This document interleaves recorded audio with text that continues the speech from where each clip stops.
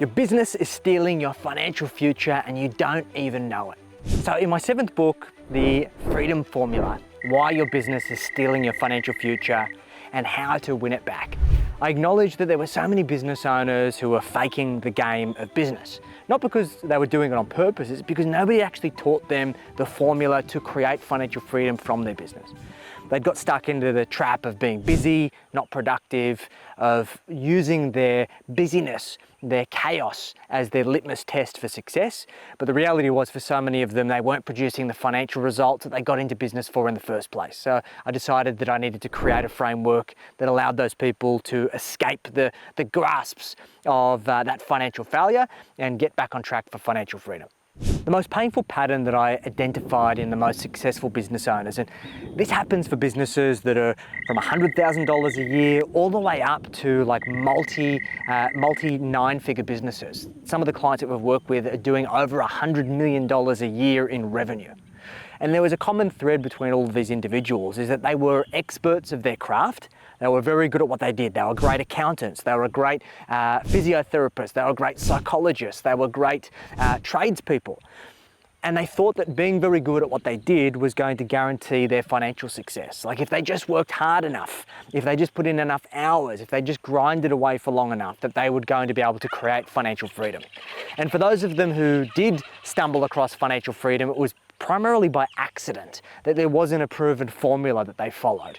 And what we identified through working with over 1,000 clients and helping them build in excess of $3 billion in combined wealth is that there is success that leaves clues. There is a proven process that all of these successful people have followed methodically in order to create financial freedom faster than their peers. Yeah, there's a distinct difference between entrepreneurs that are winning financially and entrepreneurs that are losing financially. Let's talk about the losers first. And look, I know loser is a little bit of a blunt statement, but it's the truth. That you are losing financially as an entrepreneur if you are focused primarily on vanity metrics. If all you care about is impressions and followers on social media, if all you care about is the number of clients that you have, if all you care about is the revenue that you produce in your business, or the number of team members that you employ, or the number of vans that you've got on the road, this is the telltale signs that you are likely losing financially, or at the very, very least, you're leaving financial opportunities on the table. In contrast, the business owners who are winning financially are the ones that are focusing on the metrics that matter. Because the metrics that matter in business is your profit and your cash flow, your free time and your bandwidth, your discretionary bandwidth that you have available, and the amount of wealth that you're able to create outside of your business that produces passive income that works for you tirelessly 24/7, 365, with no sick leave or with no annual leave, right? Your wealth, and in many cases even the right business, if set up for leverage, will become your number one employee, and it will work for you tirelessly. And this is the difference between winners and losers. There are some endgame realities that happen if you don't take the appropriate action, right? And I see this happen all of the time. So you've invested your blood, sweat, and tears into your business. You've reinvested all of your profits back into the business, buying more equipment, hiring more people, expanding your operations, even setting up new locations. And you have this idea of what your business is worth, and it is emotional equity. It is what you perceive your business to be worth because of how much effort that you've poured into it. But you don't know what the business is really worth based on tried and true fundamentals of business valuation. You slave away for years, potentially even decades, squirreling away every last red cent back into your business, hoping that one day you're going to be able to sell it for a big payday. And then when that day comes, you either sell your business for a fraction of what you thought you were going to sell it for, if you even sell it at all. And it's interesting that when we crunch the numbers on this, 94% of businesses are sold for a loss if they're ever sold at all in the first place. And this is because once we calculate the amount of effort, energy, discretional cash flow that is reinvested back into the business, in the vast majority of cases, business owners are overcapitalizing and underutilizing their business as a wealth creation vehicle. So that's outcome number one. Outcome number two is that you are self-employed, right? That you don't have a business and you don't believe that business can actually be sold. And you don't have a wealth building strategy outside of your business. Maybe your business doesn't produce the surplus cash flow. It might give you enough to be able to make ends meet and live a comfortable lifestyle, but there's not any money left over for you to plan with. And for that reason, you're not building any wealth. And because you don't have a saleable asset and you don't have any wealth, it now means that you're either going to rely on the government, the age pension, which is a horrible existence for anybody who lives on that, or you're going to have to rely on your family intervention or inheritances or handouts in order for you to live any kind of lifestyle. And I don't know about you, but that's not any kind of lifestyle to live, right? And the other reality is that you think that you're going to worry about this stuff later.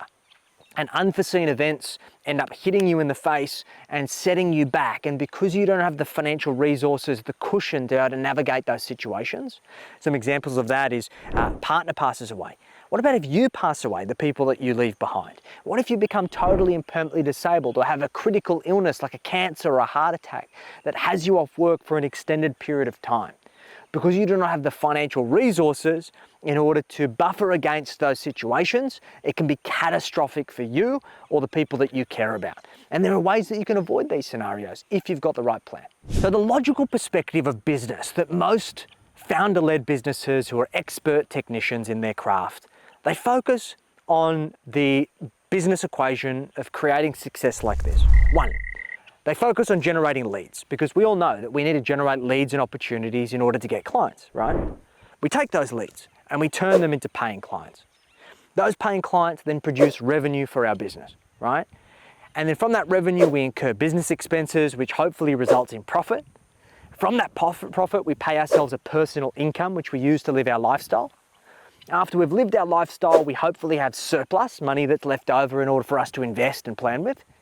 We take that and we invest it into building net wealth, which hopefully produces us a good net rate of return. And then at the end of all of that, we create financial freedom. Pretty logical, right?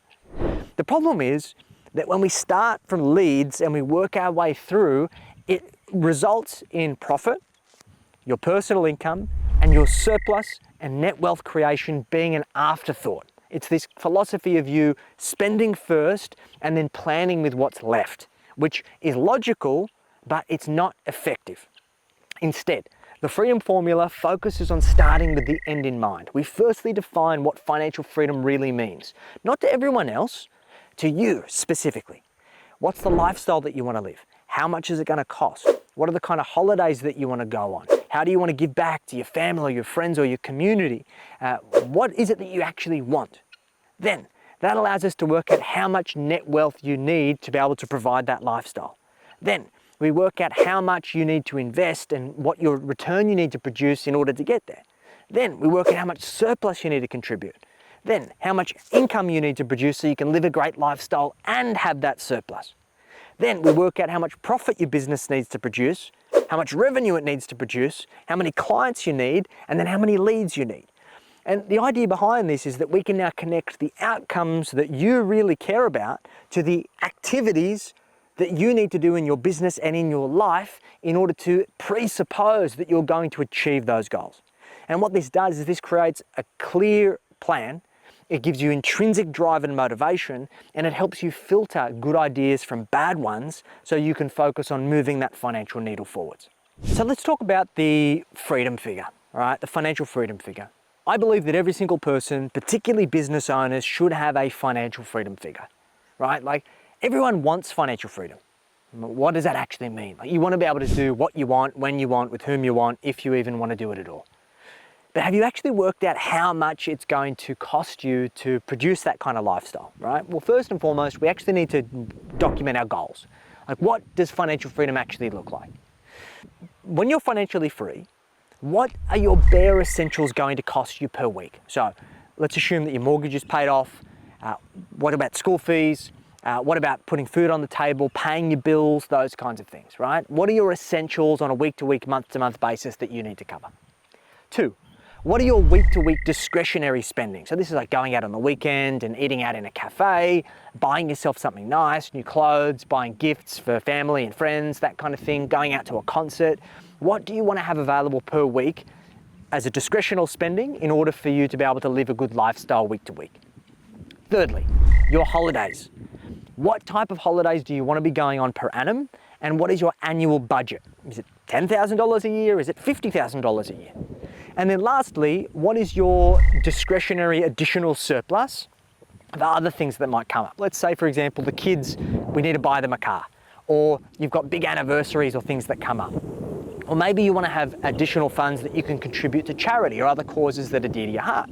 So what this allows us to do is to then add all of those things together, annualize them, and then work out your financial freedom figure, which is essentially the passive income that we need to be able to live that lifestyle. So for most of our clients, that number is between $150,000 and $500,000 a year, depending on the caliber of their lifestyle. So for me personally, that number's $200,000, right?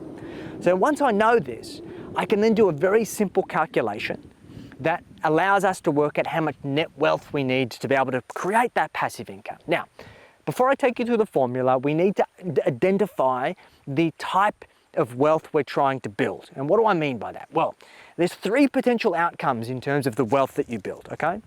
Outcome number one is what we call the erosion-based strategy. So you have enough net wealth that the income and the growth that that wealth produces is not equal to the amount of passive income that you need. So it means that you actually need to sell down some of the capital every single year in order to fund your passive income. So this means that you're eroding your wealth, and the aim of the game there is ensuring that you have enough of an asset base that based on your erosion, that it is going to last until your life expectancy, right? Which is sometimes risky, right? How do you know when you're gonna die?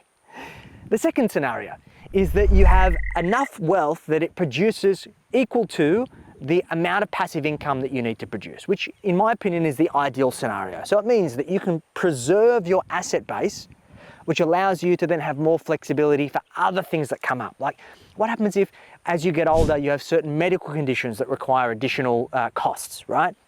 What if a family member gets into trouble and you've got to be able to contribute a significant amount of funds? Or what if you've got to go into an aged care facility? Having that second philosophy where we've got enough passive income that's produced by the portfolio that we're not eroding the capital is basically our sustain strategy.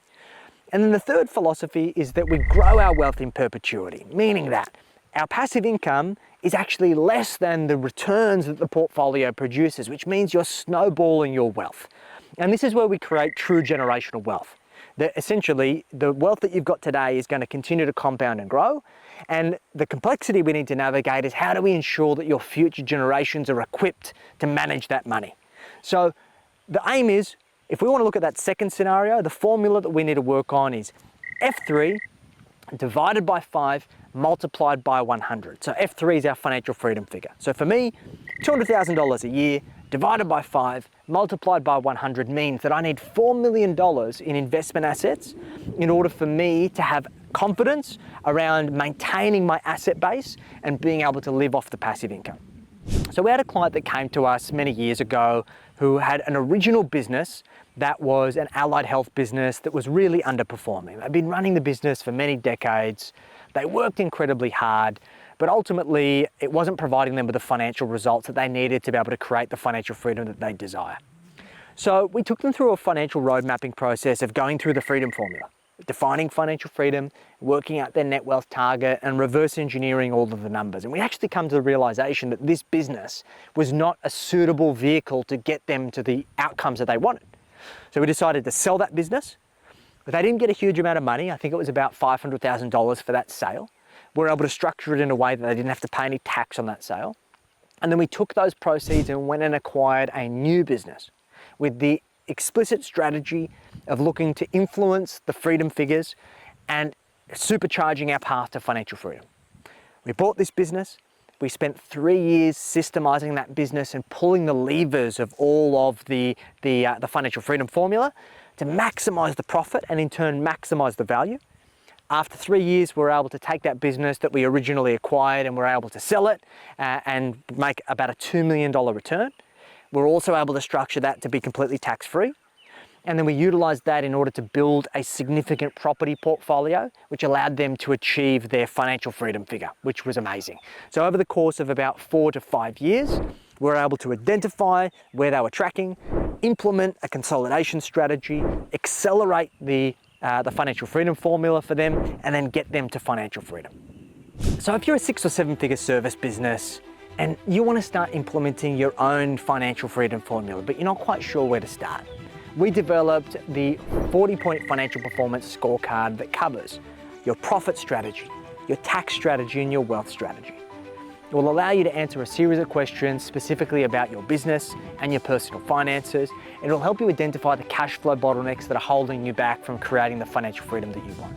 It'll take you about 3 minutes and you'll get a customized report with a whole heap of tools that will help you implement what you learn and actually start working to move the needle forwards so you can work towards creating financial freedom. So click the link below, complete the financial performance scorecard, and let's make sure we get you on track for financial freedom faster.